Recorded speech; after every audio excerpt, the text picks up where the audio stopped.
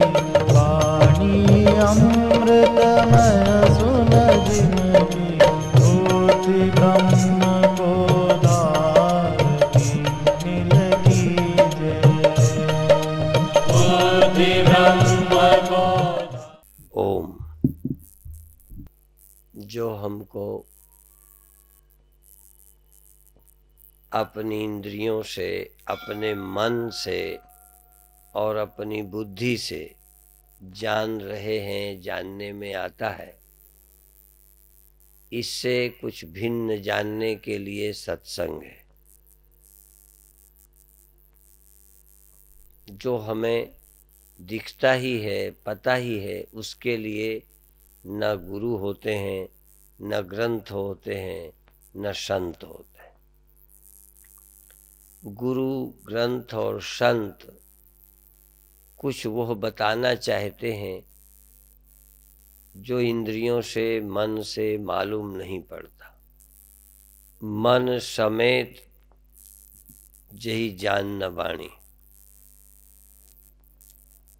मन सहित वाणी जिसको नहीं जानती। कबीर साहब ने कहा, वाणी तो पानी भरे, यतो वाचो निवर्तन्ते अप्राप्य मन सह सह। जहाँ से वाणी और मन लौट आते हैं, जहाँ इनकी गम नहीं है, जिसे आँखों से देखा नहीं जाता फिर भी है, जिसे मन से महसूस नहीं किया जाता फिर भी है, सब कुछ वही नहीं है जो हमें आँखों से दिखता है और मन से मालूम पड़ता है। कुछ ऐसा भी है जो मन के पार है, कुछ ऐसा भी है जो इंद्रियातीत। गो गोचर जहाँ लग मन जाई, सो सब माया जानो भाई। जहाँ इंद्रियां जाती हैं वह माया है, संसार है। जिसको हम इस जबान से कहते हैं वह अधूरा है, असत्य है। इसीलिए जहाँ से वाणी लौट आती है, जिसे वाणी नहीं कहती, वाणी नहीं कह पाती है। और आज मैं शुरू में यही कहूँ कि यदि वाणी नहीं कह पाती तो फिर कहा क्यों गया है? तो वाणी से नहीं कहा जाता और यही वाणी से कहना है कि वाणी से वो कहा नहीं जाता। डायरेक्ट सीधा वाणी उसे नहीं बताती, इनडायरेक्ट बताती। सीधा उसकी कथा नहीं हो सकती। निषेध है, निषेध करके उसकी कथा कही जाती है। सुनहु तात यह अकथ कहानी। अकथ है कहानी। और सुनो, सुनेंगे कब? जब बोला जाएगा। बिना बोले सुनने का प्रश्न ही नहीं है। तो जब सुनहु तात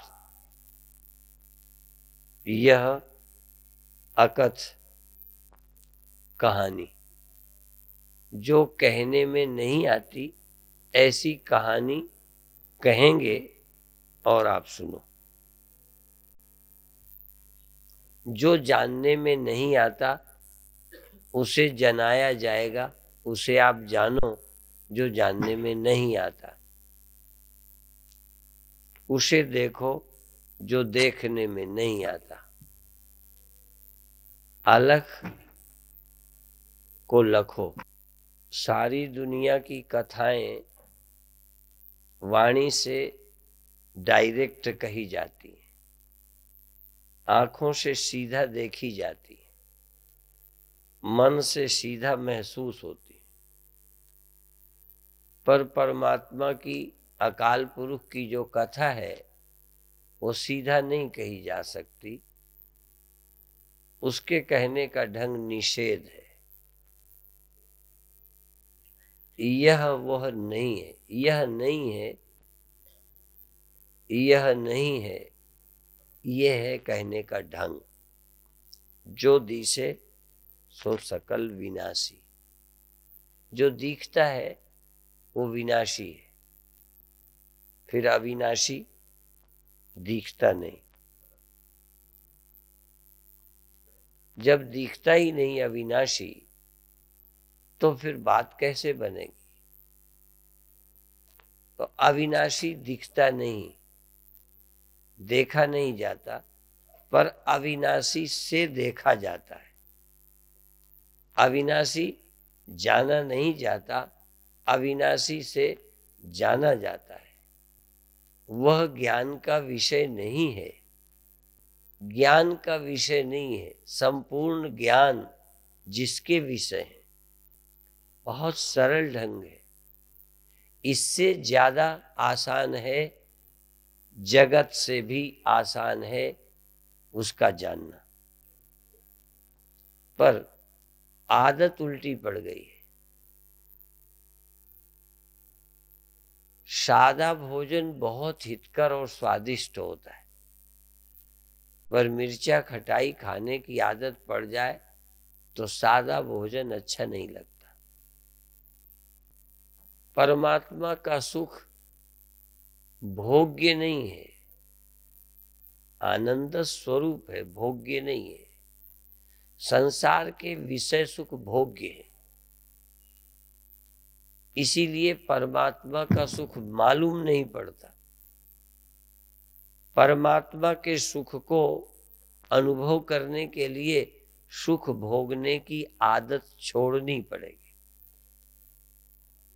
जब भोगने की आदत पड़ जाती है तो बिना भोगे सुख मालूम नहीं पड़ता।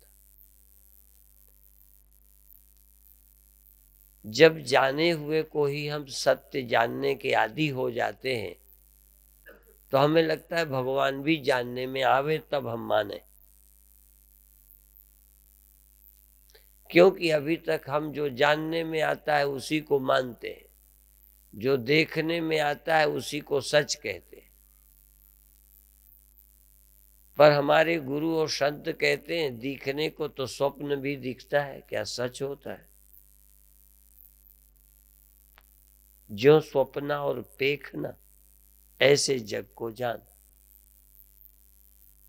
हमें लगता है जो दिखाई देता है वो है, संत कहते हैं जो दिखाई देता है वो स्वप्न है। हमें लगता है अविनाशी दिखाई पड़े, हम अविनाशी को देखें। गुरु महाराज कहते हैं जो दिसे सो सकल विनाशी। अविनाशी कैसे दिखेगा?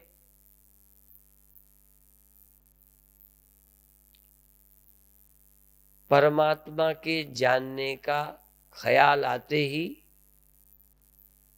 एक धारणा पहले ही छोड़नी चाहिए कि जो हमारे जानने में आता है वो है, यही बाधा है।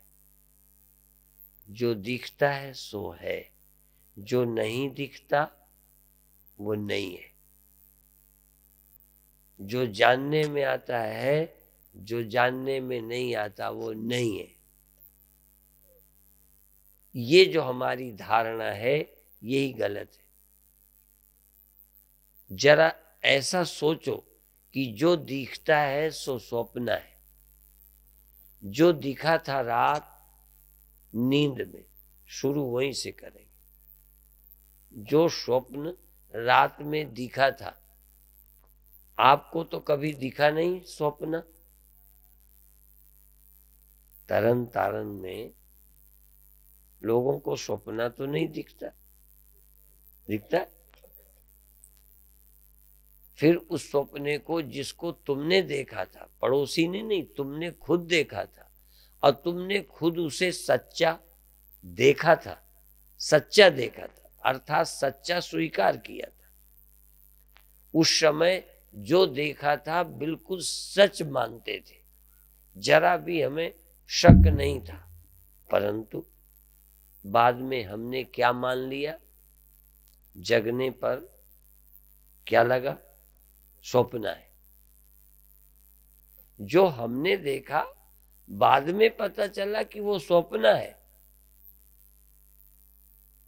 और गुरुओं ने इशारा किया ऐसे जग को जान, इनमें साचो कुछ नहीं, नानक बिन भगवान। जो स्वप्ना और पेखना, ऐसे जग को जान। इस जगत को भी तू स्वप्न जान, क्योंकि ये भी दिखाई ही तो देता है, और कोई सबूत इसके होने का और कोई सबूत है दिखाई पड़ने के अलावा? बोलो, ये है, इसमें सबूत क्या है प्रत्यक्ष है। यदि यही सबूत है तो स्वप्न भी तुमने देखा था या नहीं?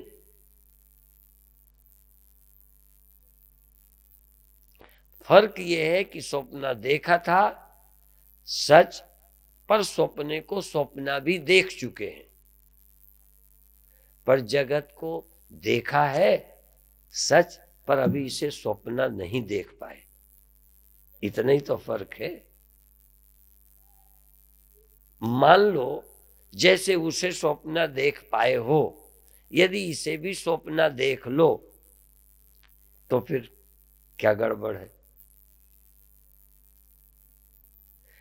टाइम लगेगा। और गुरुओं ने जो उपदेश दिए हैं, इसको स्वप्न जानना है। उसको तो तुम जानते हो बिना गुरु के। तुमने बिना गुरु के अपने स्वप्न को स्वप्न जान लिया है या नहीं? बिना गीता के, बिना गुरु ग्रंथ साहब के, बिना संतों के चेला बने आपने जो स्वप्न सच्चा देखा था, उसको स्वप्न तुमने मान लिया है या अभी नहीं माना? मान लिया है। और इसको जो कहते हैं, ये जो दिखता है ये भी स्वप्न ही है, क्योंकि दिखता ही तो है। दिखने के अलावा इसमें और क्या सच्चाई है? पर यदि दिख सकता है स्वप्न, तो ये भी दिखता ही तो है। फिर सच क्या है? कि जिसने स्वप्न देखा था। और अब भी सच कौन है? जो इसे देखता है।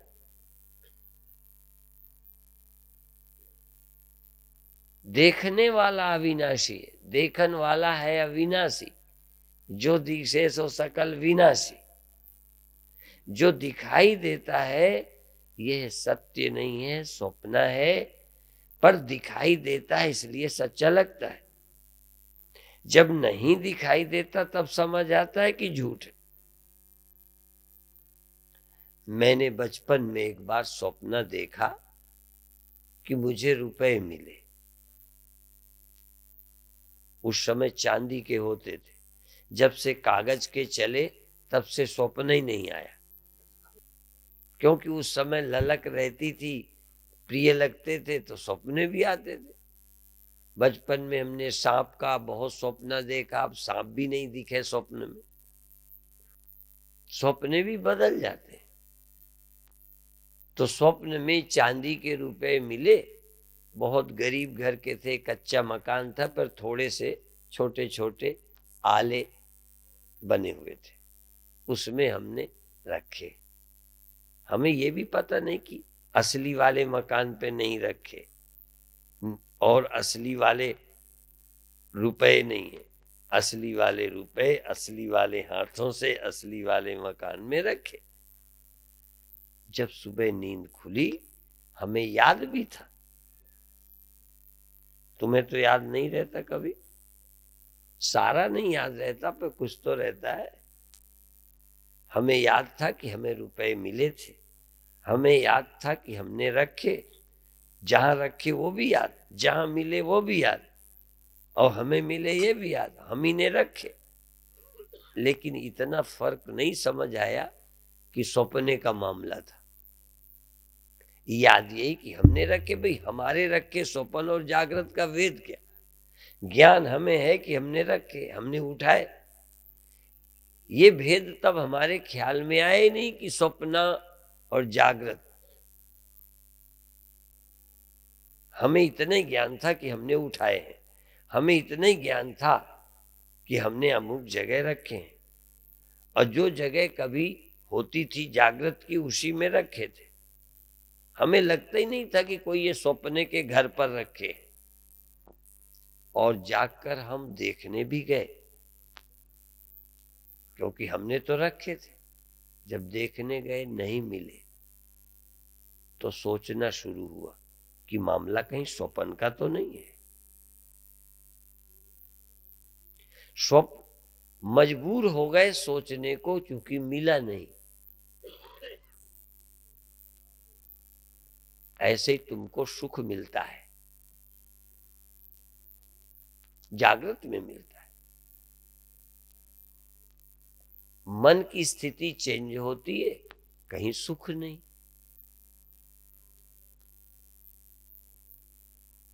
पर अभी हम सोचने को मजबूर नहीं हुए कि कहीं स्वप्न ही तो नहीं है। जागृत में भी हमको सुख मिलता है, दुख मिलता है। हम तो रुपए नहीं मिले तो सोचने लगे। फिर ये आया कि शायद रात को सपना देखा। बहुत बार हमने पत्र लिखा, बहुत जरूरी थे, व्यस्तता थी, तो पत्र का मजबून भी बन गया, मन में लिख भी दिया। अब एक आध पत्र होता तो ख्याल रहता कि लिखा है कि नहीं लिखा। तो लगा जैसे ये पत्र लिख दिए, पर वो कभी पहुंचे ही नहीं। मन में था, क्योंकि ख्याल आया, मजबून भी बन गया वो पूरे। अब क्या समझे कि स्वप्न है, झूठ है, सोचा था कि लिखा था। यदि थोड़ा सा दिमाग डिस्टर्ब हो जाए, ध्यान न दे, तो बस लिखा लिखा, ख्याल में लिखा या कागज पे लिखा। ख्याल में भी तो कागज ही होता है। ये जो भेद तुम्हारे दिमाग में है कि वो स्वप्न था, तब भी देखा था, अब भी देख ही रहे। यदि एक बार इस जगत को स्वप्न है ये देखना शुरू करो, ये दिखाई नहीं देगा। एक बार निर्णय करो कि ये स्वप्न ही है, दिख रहा है, और इसमें सत्य केवल चेतन मैं ही हूं जो देख रहा हूं। ये सत्य नहीं है जो देख रहे हो। दिखाई देने वाला सत्य नहीं है, सत्य दिखता है, क्योंकि मैं जो हूं। सत्य जिसके साथ जुड़ जाता है सच लगने लगता है। एक मिट्टी से कोई चीज बनाओ, सकोरा बनाओ, घड़ा बनाओ, जो मिट्टी के बर्तन पंजाब में बोले जाते हो, चूंकि मैं यूपी का जन्म है, नाम का कोई भेद हो। घड़ा होता है, क्या होता है पता नहीं, मटका होता है, मटकी होती है, घड़ा होता है। हाँ, भारत में तो बर्तनों में भी नर मादा होते हैं। घड़ा होता है, घड़ी भी होती है, मटका होता है, मटकी भी होती है, गगरा होता है, गगरी भी होती है। हाँ, पपीता पपीती तो होते ही हैं, कटहल कटहली तो होते ही हैं।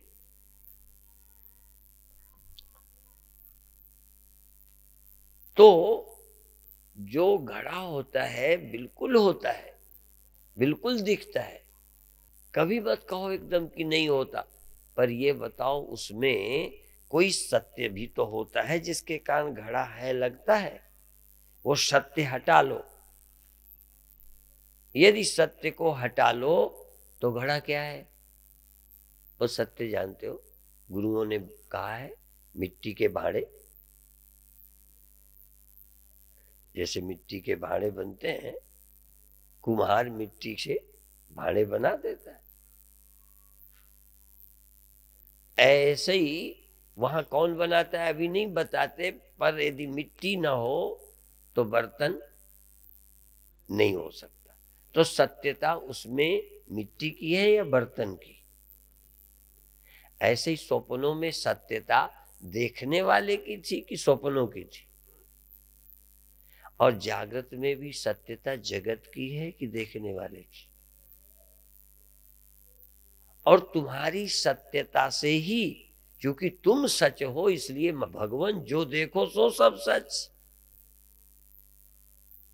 अरे भाई, साचे का किया सब साचा हो जाता है। जो सच होगा वो जो भी कर दे, जो भी बना दे, जो भी हो जाए वही लगेगा। मिट्टी जिस शकल में कर दो, घड़ा, सकोरा, ईंटा, पत्थर और कोई चीज, मैं नाम भूल जाता हूं, इतने नाम की जरूरत भी नहीं, तुम मेरे से ज्यादा समझदार हो। ज्यादा बताऊंगा तो लगता है हमें लोग बेवकूफ समझते हैं, इतना बताने की क्या जरूरत, जरा में समझ जाते हैं। ज्यादा तो उसी को बताना है जो समझ में ना आए। तो उदाहरण समझने में तुम्हें दिक्कत भी नहीं है, इसलिए उदाहरण को ज्यादा लंबा करूंगा तो तुम्हें लगेगा ये तो हम जानते ही हैं। तो जैसे बर्तन में सत्यता मिट्टी की है, वो ना हो तो नहीं है। स्वप्न में सत्यता देखने वाले की है, और वो स्वप्न के न रहने पर रहता है, तभी गवाही है कि स्वप्न हुआ था, पहले ये था अब नहीं है। ऐसे ही जो जो दिखाई पड़ता है वह वह नहीं रहता, जो दिसे सो, जो जो दिखाई देता है वह आज रहे चाहे कल न रहे, परसों न रहे, 100 वर्ष बाद न रहे, 1000 वर्ष बाद न रहे। सवाल देर और जल्दी का नहीं है। यदि मिट्टी का बर्तन एक दिन में नष्ट कर दो, और एक मिट्टी का बर्तन 100 दिन में नष्ट कर दो, और एक मिट्टी का बर्तन 100 वर्ष तक टिका लो, तो बर्तन सच्चा हो गया कि मिट्टी? ज्यादा टिकने से सच्चा हो गया।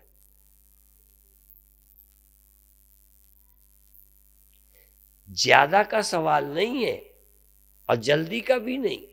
सवाल तो है कि जो सदा रहता है वो सच है, जो अकाल पुरुष है। जिसका भी काल होता है वो अकाल पुरुष नहीं हो सकता, और सबका काल होता है, केवल एक का ही काल नहीं होता, जिसके कारण ये दिखता है वही अविनाशी है, वही अकाल पुरुष है। तो यहां ये देखिए कि देखने वाला भी अविनाशी है या नहीं, हिम्मत ये जुटानी है। दिखाई पड़ने वाला तो नासी है ही, और तुम्हें पता भी है, नहीं डर ही ना लगता, चिंता ही ना होती। यदि दिखाई पड़ने वाला ठीक ठाक रहता तो ज्योतिषी ऐसे ही मर जाते। ये वैद्यों को कोई घास नहीं डालता। और दिखाई पड़ने वाला यदि सत्य होता और सत्य बना रहता तो हमारी दुकान भी बंद हो जाती, फिर हमारी कथा की जरूरत ही नहीं थी। परंतु जो दिखाई देता है इसे कोई टिका नहीं सकता, ये बादल की छाया है, दिखती है कि है, गई। जैसे बादल की छाया, ऐसे ही पदार्थों की छाया से सुख दुख मालूम पड़ते, कुछ भी टिकता नहीं। शीशे में कोई चीज दिखाई पड़ती हो, न शीशे के अंदर है और न है, दिखाई भर पड़ती है। दिखाई पड़ती है उसका लाभ है, नहीं तुम अपना मुंह ही न देख पाते। आपने तो अपना मुख देखा कि नहीं? बोलो, देखा है? डायरेक्ट, सीधा। अपने मुख को डायरेक्ट कोई देख ही नहीं सकता। कोई हिम्मत नहीं है कि तुम डायरेक्ट अपने मुख को देख सको, इनडायरेक्ट, शीशे के थ्रू। और वो भी अकल हो तो, नहीं तो चिड़िया चोंचे मारती हैं, वो कभी नहीं देखती कि मेरा मुख है।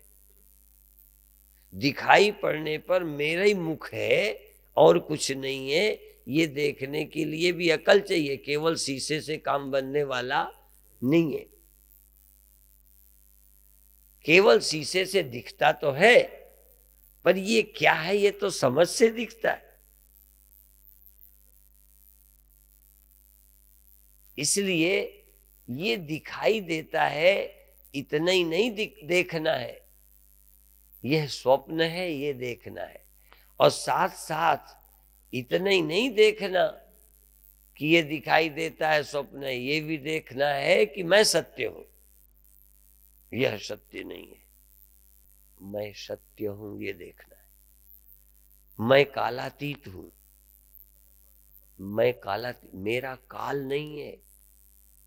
और जब तक ये न जानने में आए, जानो तुम्हारा काल होता है कि नहीं, तुम आदमी हो क्या, ये तो दिखाई देता है, इसका काल है।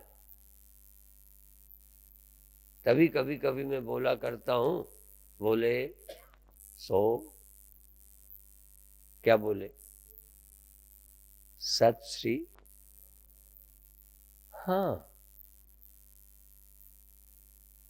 बोले तो निहाल हो जाए, बोले सो निहाल, बोले सो निहाल। पर ये बताया बाद में कि क्या बोले, सत सत श्री।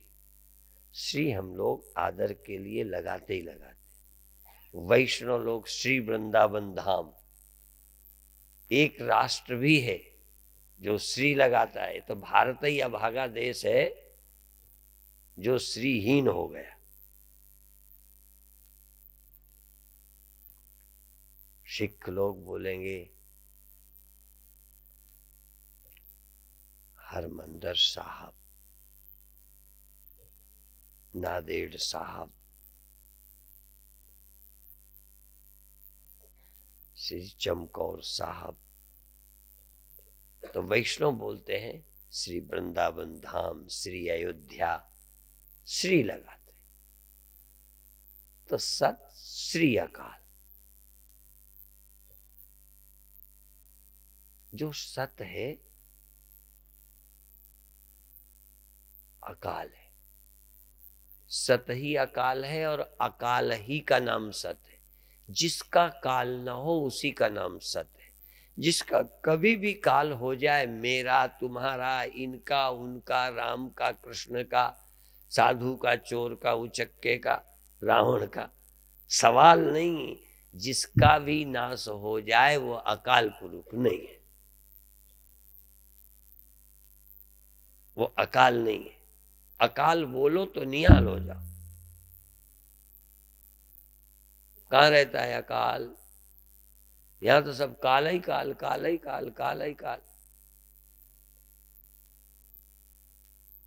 कोई कल था आज नहीं है, कोई आज है कल नहीं रहेगा, कोई आज नहीं है कल होगा। ये सब कल वाले हैं, काल वाले। अकाल पुरुष है जो था भी, है भी और रहेगा भी, वो अकाल है। आपको तो मिला होगा अकाल पुरुष, मिला है ना आपको। और फिर बिना अकाल पुरुष के बात कैसे बनेगी? अकाल पुरुष की शरण में जाना है। और अकाल पुरुष की शरण में कब जाएं? अगले जन्म में अकाल पुरुष की शरण जाना है।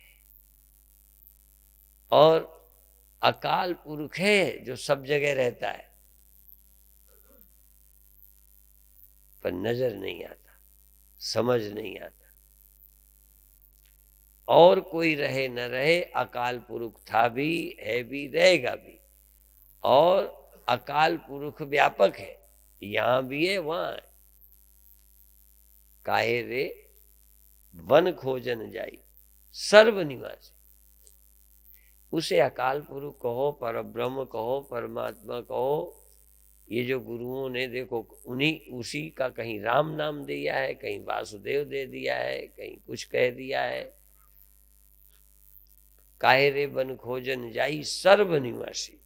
पहली बात सर्वनिवासी, और सदा सदा अलेपा, तो ही संग ये अकाल पुरुष की बात है। अकाल पुरुष तुम में सब जगह है और अकाल पुरुष सदा है, और अकाल पुरुष का कोई कभी कोई बिगाड़ नहीं सकता, इसलिए सदा अलेप है। वो काल से अलेप है, कर्म से अलेप है, माया से अलेप है, सर्वनिवासी। अब देखो, सर्वनिवासी सदा अलेप, ऐसा भी नहीं ब्रह्मा कुमारियों की तरह वो कहती हैं यहां नहीं रहता, ऊपर रहता है, यहां रहता नाली में गंदगी में, तो लेप हो जाता। ये हमारे गुरु महाराज क्या कहते हैं, और कई सिख भी वहां चेले बनते फिरते, बुरा नहीं माने, गुरुवाणी का वैसे लड़ाई लड़ जाए पंथ के नाम से, और चेला उनके बनते हैं जिनको गुरुवाणी की अकल तक नहीं है। गुरुवाणी कहती है सर्वनिवासी सदा लेपा, आकाश निवासी सदा लेपा नहीं, स्वर्ग निवासी सदा लेपा नहीं, क्षीर सागर निवासी सदा लेपा नहीं, सर्वनिवासी और सदा लेपा, सब में रहकर अलेप है। वो वहां रहता है, यहां रहता तो लिप्त हो जाता, हमारे में रहता तो मैला हो जाता, वो हमारे पाप उसको लग जाते, इसलिए बेचारा मनुष्यों से परहेज करके आसमान में रहता है, गोल गोल गुब्बारा सा। हम खंडन की दृष्टि से नहीं कहते, हम आपकी बुद्धि में वो बात बिठाना चाहते हैं कि परमात्मा सर्वव्यापक है, अकाल पुरुष सर्वव्यापक है, फिर भी अलेप है, अलिप्त है। और तो छोड़ो, आकाश लिप्त नहीं होता, आंधी से, तूफान से, धूल से, वर्षा से।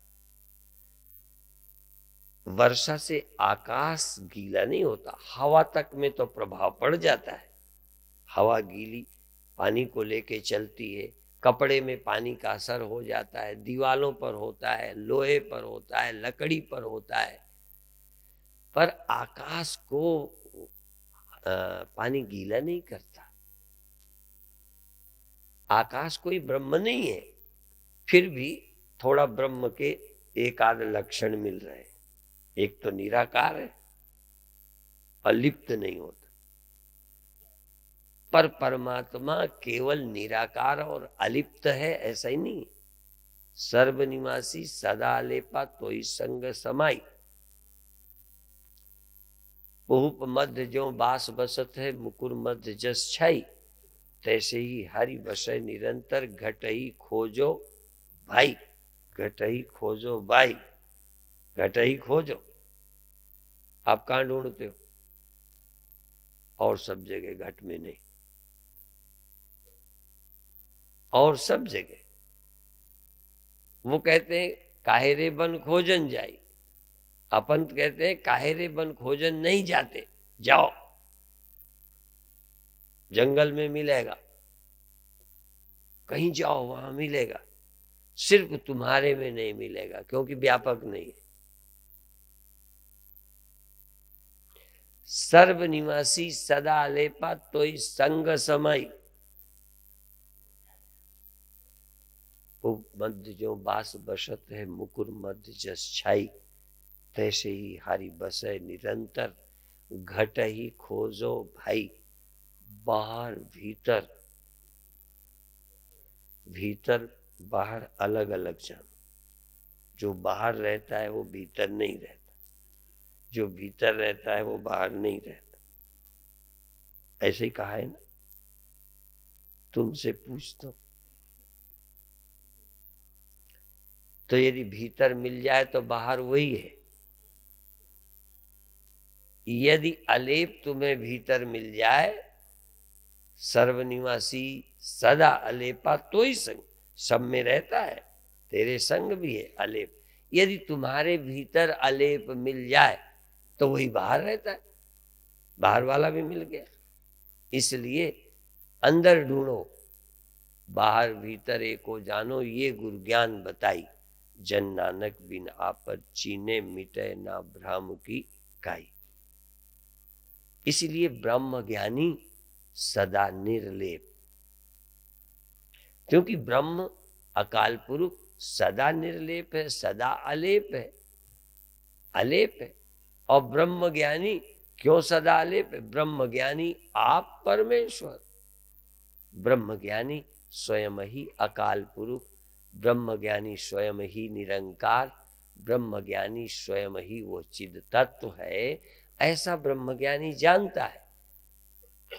ब्रह्म अज्ञानी ऐसा नहीं जानता। ब्रह्म अज्ञानी देहोहम जानता है। ब्रह्म का अज्ञानी इसी को मैं जानता है, जो लिप्त है। मन को मैं जानता है, मन को मैं जान के लिप्त है, और तन को मैं जान के मरता है। अज्ञानी तन को मैं जान के मरता है, और मन को मैं जान करके दुखी होता है, लिप्त होता है। चैतन्य साक्षी को आत्मा रूप से नहीं जानता, इसलिए सदा निर्लेप नहीं अनुभव करता। नहीं तो साक्षी आत्मा सदा निर्लेप है। इसलिए ब्रह्म ज्ञानी सदा निर्लेप, जैसे जल में कमल। अब देखो उदाहरण क्यों दिया, जल में रहता है सर्वनिवासी सदा अलेपा, तो जल में कमल रहता है। ब्रह्मा कुमारियों की तरह जल से बाहर नहीं रहता, वो बाहर रहता है इसलिए लिप्त नहीं होता, यहां नहीं रहता इसलिए अलेप है, रहते हुए अलेप है। शरीरस्थोपि कौन्तेय, अब कृष्ण भगवान क्या कहते हैं गीता में, शरीरस्थोपि कौन्तेय न करोति न लिप्यते। शरीर में रह कर के वो करता नहीं है और अलिप्त है, लिप्त ही नहीं होता, वो करता ही नहीं है। ये जो तुम कर्ता मानते हो, गुरुवाणी में आपको कहा तुम अपने को करने वाला मानते हो। गीता ने कहा अहंकार विमूढ़ात्मा कर्ता हमिति मन्यते। कर्ता हो ये नहीं कहा, कर्ता तुम मानते हो ये कहा है।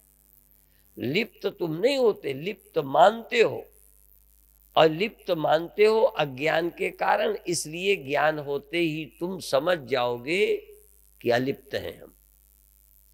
यदि लिप्त होते होते तो ज्ञान से भी अलिप्त नहीं होते। ये कपड़ा पानी से गीला होता है तो लो ज्ञान करो फिर गीला ना हो। जो चीज जलने वाली है इसको आग लगाओ, एक अपने कपड़े में लगाओ, एक मेरे, मैं ज्ञानी हूं, बात समझ में। तुम सपोज अज्ञानी हो, तुम्हारे कपड़े को आग लगा लेते, मेरे कपड़े को नहीं लगे। जो चीज जलने वाली है मेरी और तेरी क्या। यदि आत्मा लिप्त होती है तो ब्रह्म ज्ञानी की भी लिप्त हो जाती। असल में अज्ञानवश तुमने माना। यदि स्वप्न में भी तुमने अपनी मौत देखी थी और मर गए होते तो नींद खुलने पर भी ना बचते। स्वप्न में मौत हो गई तो सचमुच हो गई होगी ना, और सचमुच मर जाते तो जगने में बचते कैसे। इसका मतलब ये है कि मौत देखी तो है, ये बिल्कुल सच है, तुमने अपनी मौत देखी, और मौत देखी मरे नहीं थे, फिर भी मौत देखी, तो जब नींद टूटी तो पता चला अरे बच गए। यदि मरते मार दिए जाओ स्वप्न में, सचमुच तुम स्वप्न में हो, सोए हो, और हम हत्या कर दें तो जगने से बच जाओगे। फिर जगा दे कोई, उठ जाओ, बच गए। यदि आत्मा लिप्त होती तो ब्रह्मज्ञानी की भी आत्मा अलिप्त नहीं हो सकती। असल में आत्मा लिप्त नहीं होती, लिप्तता का भ्रम होता है। स्वप्न में दुखी सुखी होने का भ्रम होता है, नींद खुली ओ बिल्कुल निश्चिंत। अब देखो फर्क समझ लो, स्वप्न में सुखी दुखी हुए, हानि लाभ अनुभव किया, जागे निश्चिंत, और जागृत का सुख दुख बचपन में किया, जवानी में किया, 4 साल पहले सासू से दुखी हुई तो अभी अभी भी तुम उससे याद करके दुखी होते हो। स्वप्न को याद करके हम दुखी नहीं होते। स्वप्न में मेरी हत्या हो गई, जागने पर खुश हो गया और याद करके और आनंद आता है कि यह क्या तमाशा, कैसे मरे थे, क्या है, कुछ नहीं हुआ। पर जागृत के पुराने दुख भी याद करके, पुराना मान अपमान याद करके परेशान होते हो, क्योंकि इनको सच्चा जानते हो। स्वप्न को जग जाने पर झूठा जान लेने के कारण सिर्फ नहीं रहना नहीं, झूठे भी हैं। स्वप्न नहीं रहे अलग बात है, झूठे भी हैं। नहीं तो जागृत के भी तो दुख नहीं रहते, जागृत के दुख भी नहीं रहते, लेकिन तुम जागे के दुख न रहने पर भी झूठे थे ये नहीं मानते, सच मानते हो। ये लाभ हुआ था सच था, हानि हुई थी सच थी, इसलिए 50 वर्ष बाद भी याद आती है तो छाती जलती है। एक हमको पटियाला में माता मिली, वो अपनी नंद से बहुत दुखी रही थी। जब ब्याह होके आया, नंद के कारण बहुत कष्ट झेले, तो एक दिन नंद के ही सामने उन्होंने मेरे को बताया कि महाराज 30 साल पहले मैं इनसे बहुत दुखी हुई थी,